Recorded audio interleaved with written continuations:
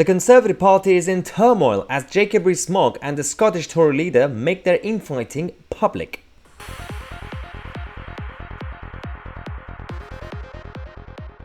This is a tricky situation. I've been critical of Douglas Ross, who's the leader of the Scottish Conservatives, and that's the sad part. Every time you mention Douglas Ross, you have to say who he is.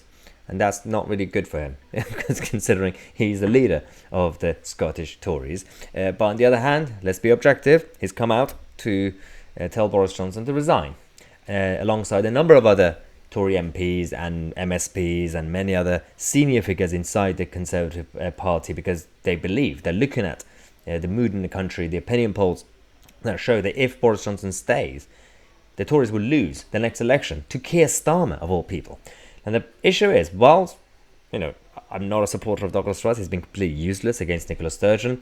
I don't think that Jacob Rees-Mogg or Downing Street coming out in public to, let's just say, counter his argument in the way that they did is healthy for the Tory party and the country and democracy in general. Watch this. Douglas Ross has always been quite a lightweight figure, so I don't think that his... Sorry, hang on. The leader of the Scottish Conservatives, an MSP an MP is a lightweight figure. But I don't think Douglas Ross is a big figure. I think Alistair Jack is a really serious and senior figure. But you see, that almost illustrates why Douglas Ross has said this, because to say that the leader of the Scottish Conservatives is not a big figure in the Conservative... It's definitely not a good look, because the Tories have always, like the Tory HQ and the PR machine, have always been very good at highlighting how the Labour Party, when they have their infightings in public under Jeremy Corbyn and even now under Keir Starmer, how it's embarrassing and how it shows that the Labour Party is not a serious party, it's credible or whatever. But then now the same thing is happening with the Tories, and it's really bad.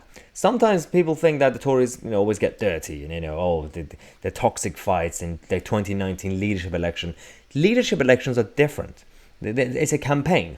You had Sajid Javid going head to head with Boris Johnson during the leadership elections, but now he's actually really, really supportive. So that's just the leadership campaign. Put that aside. Generally speaking, any other time, the Tories should not do this. They do not do this, and that's why people always end up still voting for them by default, because they say, well, we don't like you. The Tory brand is toxic, but at least you're a grown-up party. There's another problem. When Jacob Rees-Mogg and Downing Street attack the Scottish Conservatives and the leader of the Scottish Conservatives, the way the narrative has been coming from Downing Street, the way they've been briefing the Westminster journalists, is a bit insulting to the union. If they want to keep the union together, if they want to be seen as the Conservative and the Unionist Party, because that's the full name of the party, then try not to do that. Try not to undermine the other parts of the country's leaders because they're not in England.